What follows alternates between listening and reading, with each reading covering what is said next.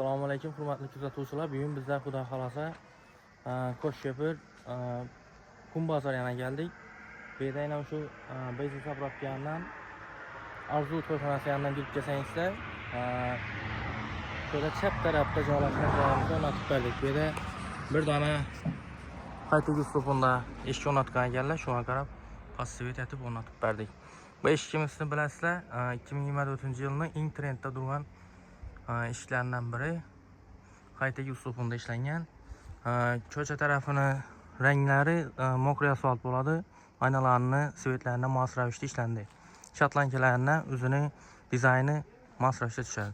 Bu eshigimizni tushuntiradigan bo'lsak, tashqari taraf Ford V ayna bo'ldi, ichkari tarafi kristal ayna bo'ldi.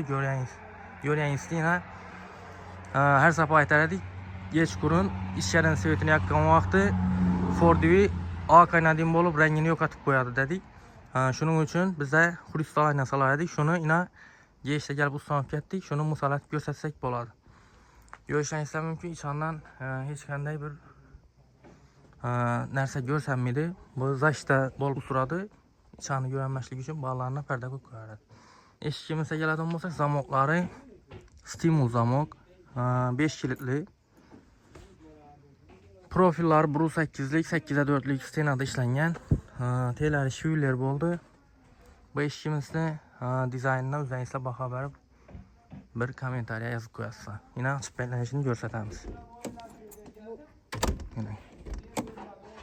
Zamoqlarni chiqayotganini ko'ring, hech qanday bir tovush chiqmaydi. Endi ichkari tarafidan keladigan bo'lsak, orqa taraflari karbon uголовlar bilan chiroylatib ishlangan.